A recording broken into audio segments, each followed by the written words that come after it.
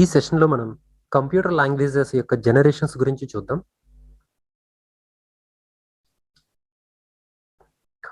Computer అనేది ఒక electronic data processing machine. దీని యొక్క ప్రైమరీ టాస్క్ ఏంటంటే రా డేటాని ఇన్పుట్గా స్వీకరించి దానిని ప్రాసెస్ చేసి తద్వారా వచ్చే రిజల్ట్స్ని యూజర్కి అందించడం అనేది కంప్యూటర్ యొక్క బేసిక్ టాస్క్. అయితే కంప్యూటర్లు తమకు తాముగా ఏ పని చేయలేవు. ముందుగా రాయబడిన ప్రోగ్రామ్స్ ఆధారంగానే కంప్యూటర్లు పనిచేయడం జరుగుతుంది. ఇవి పూర్తిగా హ్యూమన్స్ మీద ఆధారపడి పనిచేస్తాయి. కంప్యూటర్ ప్రోగ్రామ్ అనేది ఇన్స్ట్రక్షన్స్ యొక్క సముదాయం. కంప్యూటర్ ఏదైనా ఒక పని చేయడానికి స్టెప్ బై స్టెప్ మనం రాసే ఇన్స్ట్రక్షన్స్ యొక్క సముదాయాన్ని ప్రోగ్రామ్ అంటారు. ఈ ప్రోగ్రామ్స్ రాసే వాళ్ళను ప్రోగ్రామర్స్ అంటారు. ఈ ప్రోగ్రామ్స్ రాయడానికి ఉపయోగించే భాషను ప్రోగ్రామింగ్ లాంగ్వేజ్ అంటారు. సో మనం ఎవరితోనైనా కమ్యూనికేట్ చేసి మన యొక్క భావన వాళ్ళకి తెలియజేయాలి అంటే మనకు ఒక భాష అవసరం. అంటే వాళ్ళకి ఏదైతే భాష తెలుస్తుందో ఆ భాషలో మనం మాట్లాడాలి.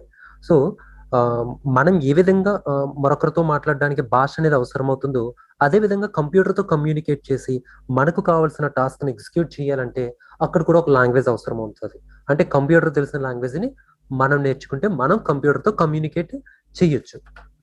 దీనికోసం లాంగ్వేజెస్ అనేవి ఉపయోగపడతాయి. అయితే ఇక్కడ జనరేషన్స్ మొత్తం 5 జనరేషన్లుగా చెప్పొచ్చు. అందులో మొదటిది ఫస్ట్ జనరేషన్ కంప్యూటర్ లాంగ్వేజెస్. దీనికి ఎగ్జాంపుల్ మెషిన్ లాంగ్వేజ్. అంటే 1950 ఆ టైంలో కంప్యూటర్లలో ఉపయోగించిన లాంగ్వేజ్ మెషిన్ లాంగ్వేజ్. ఇది బైనరీ డిజిట్స్ అంటే జీరోస్ మరియు వన్స్ రూపంలో ఉండేది. దీన్ని లో లెవెల్ లాంగ్వేజ్ అంటారు. ఇది మెషిన్ డిపెండెంట్. సెకండ్ జనరేషన్ లాంగ్వేజ్గా అసెంబ్లీ లాంగ్వేజ్ని చెప్పొచ్చు. అంటే మొదటి జనరేషన్లో జీరోస్ అండ్ వన్స్ ఉపయోగించారు, కానీ సెకండ్ జనరేషన్ వచ్చేసరికి అక్కడ కొన్ని నెమోనిక్ కోడ్స్ని ఉపయోగించడం జరిగింది. ఇది కూడా ఒక లో లెవెల్ లాంగ్వేజ్. ఇక థర్డ్ జనరేషన్ లాంగ్వేజ్లుగా హై లెవెల్ లాంగ్వేజెస్ని చెప్తారు. బేసిక్, ఫోర్ట్రాన్, పాస్కల్, కోబాల్, సి++, జావా ఇలాంటి ప్రొసీజరల్ అండ్ కొన్ని ఆబ్జెక్ట్ ఓరియంటెడ్ ప్రోగ్రామింగ్ లాంగ్వేజ్లను హై లెవెల్ లాంగ్వేజెస్ అంటారు. ఇవి సింపుల్ ఇంగ్లీష్ వర్డ్స్ రూపంలో ఉంటాయి.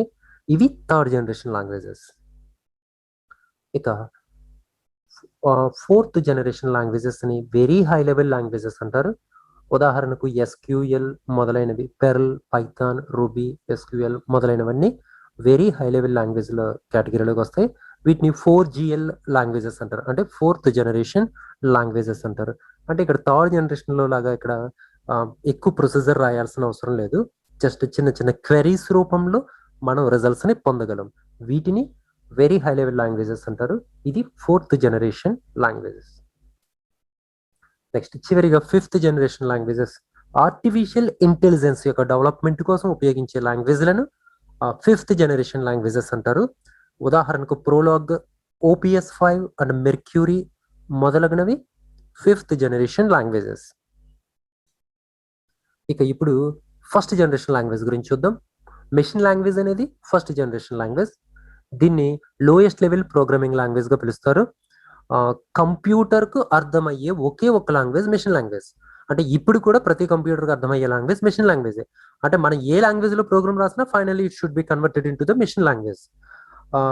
ఇక్కడ చూడండి, in machine language all instructions, numbers and characters represented in strings of zeros and once. అంటే ఇక్కడ మెషిన్ లాంగ్వేజ్లో క్యారెక్టర్స్ కానీ నంబర్స్ కానీ ఇవన్నీ కూడా ఎలా ఉంటాయంటే జీరోస్ అండ్ వన్స్ రూపంలో ఉంటాయి. ఇప్పుడు ఉదాహరణకి ఇక్కడ చూడండి, క్యాపిటల్ ఏ ఉంది, అది చూడండి ఏ విధంగా ఉందో, 01000001, బి 01000010. ఈ విధంగా బిట్స్ రూపంలో ఉండే స్ట్రింగ్స్ని మెషిన్ లాంగ్వేజ్ కలిగి ఉంటుంది. అంటే ఫర్ ఎగ్జాంపుల్ ఇక్కడ A+B అనే ఇన్స్ట్రక్షన్ రాయాలి అంటే ఫస్ట్ జనరేషన్లో అయితే మనం ఏ విధంగా రాయాలి అంటే ఏ అంటే 01000001 ప్లస్ 01010111, బి 01000010. ఈ విధంగా కోడ్ రాయాల్సి ఉంటుంది. కాబట్టి ఇది యూజర్కి చాలా కష్టం ఈ లాంగ్వేజ్ రాయడం, కానీ మెషిన్కి త్వరగా అర్థమవుతుంది. అసలు ట్రాన్స్లేట్ చేసుకోవాల్సిన పని లేదు, డైరెక్ట్గా కంప్యూటర్కి అర్థమైపోతుంది. అందుకే దీన్ని లో లెవెల్ లాంగ్వేజ్ అని పిలుస్తారు. అయితే ఇక్కడ జీరోస్ అండ్ వన్స్ ఏ విధంగా వస్తాయి అంటే అక్కడ ఒక కోడ్ ఉంది, దాన్ని ఏమంటారంటే ASCII కోడ్ అంటారు. అంటే American standard code for information interchange. ఆ యాస్కీ గురించి మరొక సెషన్లో మనం పూర్తిగా చూద్దాం. తర్వాత అసెంబ్లీ లాంగ్వేజ్, దీన్ని సెకండ్ జనరేషన్ లాంగ్వేజ్ అంటారు. ఇది కూడా ఒక లో లెవెల్ లాంగ్వేజ్. దీంట్లో కొన్ని సింబాలిక్ కోడ్స్ను ఉపయోగించారు. ఆ సింబాలిక్ కోడ్స్ని నెమోనిక్ కోడ్స్ అంటారు. ఇక్కడ ఉదాహరణకు ఎడిషన్ చేయాలి అంటే యాడ్ అనే ఒక నెమోనిక్ కోడ్, సబ్ట్రాక్షన్కి సబ్, మల్టిప్లికేషన్కి MUL, డివిజన్కి DIV, కంపేర్కి CMP, మూవ్ వాల్యూకి MOV. ఈ విధంగా కొన్ని నెమోనిక్ కోడ్స్ను ఉపయోగిస్తూ రాసే లాంగ్వేజ్ని అసెంబ్లీ లాంగ్వేజ్ అంటారు. ఇది సెకండ్ జనరేషన్ లాంగ్వేజ్. తర్వాత high level languages, third generation programming లాంగ్వేజెస్ని హై లెవెల్ లాంగ్వేజెస్ అంటారు. అంటే సెకండ్ జనరేషన్ లాంగ్వేజెస్ని డెవలప్ చేసిన తర్వాత థర్డ్ జనరేషన్ ప్రోగ్రామింగ్ లాంగ్వేజెస్ వచ్చాయి. ఇక్కడ హై లెవెల్ లాంగ్వేజెస్ ఏమేంటంటే BASIC, Pascal, Fortran, COBOL, C++, Java ఇలాంటి ప్రొసీజరల్ లాంగ్వేజెస్ అన్నింటినీ హై లెవెల్ లాంగ్వేజెస్ అంటారు.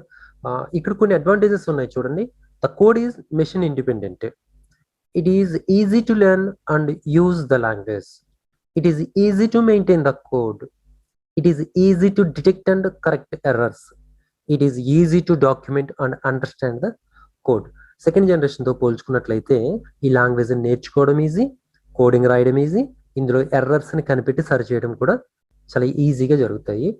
వీటిని హై లెవెల్ లాంగ్వేజెస్ అంటారు. ఈ లాంగ్వేజెస్లో కోడింగ్ అంతా కూడా సింపుల్ ఇంగ్లీష్ వర్డ్స్ రూపంలో అందరికీ అర్థమయ్యేలాగా ఉంటాయి.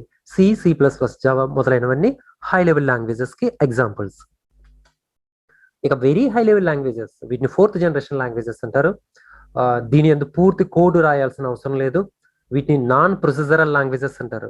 అంటే ఇక్కడ C++ లాగా ప్రతి పనికి మనం పూర్తి కోడ్ రాయాల్సిన అవసరం లేదు. మనకి ఏం కావాలో దానికి సంబంధించిన ఒక రిక్వెస్ట్, అంటే ఒక క్వెరీ ఇస్తే సరిపోతుంది.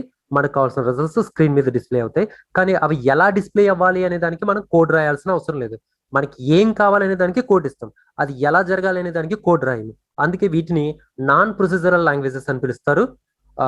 వీటికి examples pearl, Python, ruby, SQL మొదలైనవి ఫోర్త్ జనరేషన్ లాంగ్వేజెస్. వీటిని క్వెరీ లాంగ్వేజెస్ అని కూడా పిలుస్తారు.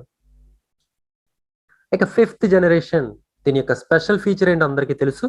ఆర్టిఫిషియల్ ఇంటెలిజెన్స్ అంటే కృత్రిమ మేధస్సు. మనిషిలాగా కొంతవరకు కంప్యూటర్లో ఆలోచించగలగడం, సొంత నిర్ణయాలు తీసుకోవడం, ఇలాంటి ఫీచర్స్ అన్ని ఆర్టిఫిషియల్ ఇంటెలిజెన్స్ లో ఉంటాయి. వీటి కోసం ఉపయోగించే లాంగ్వేజెస్ ప్రస్తుతానికి ప్రోలాగ్, OPS5 అండ్ మెర్క్యూరీ. ఈ విధంగా మొత్తం 5 కంప్యూటర్ జనరేషన్స్ అనేవి ఉన్నాయి.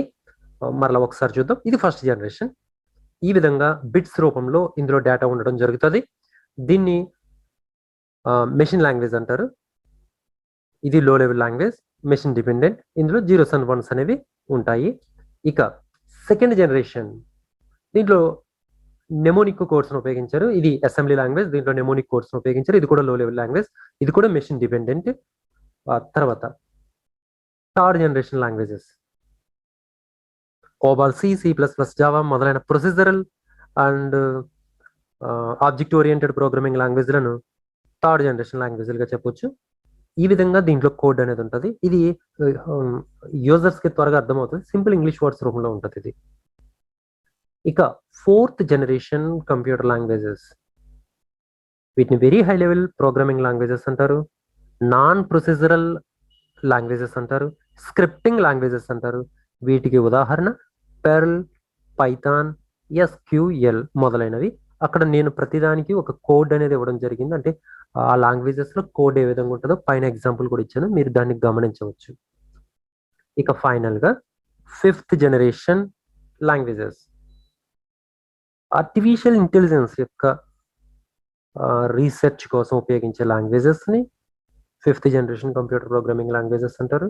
ప్రోలాగ్, OPS5, మెర్క్యూరీ మొదలైనవి ఫిఫ్త్ జనరేషన్ లాంగ్వేజెస్. ఇందులో అల్గారిథమ్స్ కంటే ముఖ్యంగా విజువల్ టూల్స్ అనేవి ఉంటాయి. వాటిని ఉపయోగించి ఇక్కడ ప్రోగ్రామ్ రాయడం అనేది జరుగుతుంది.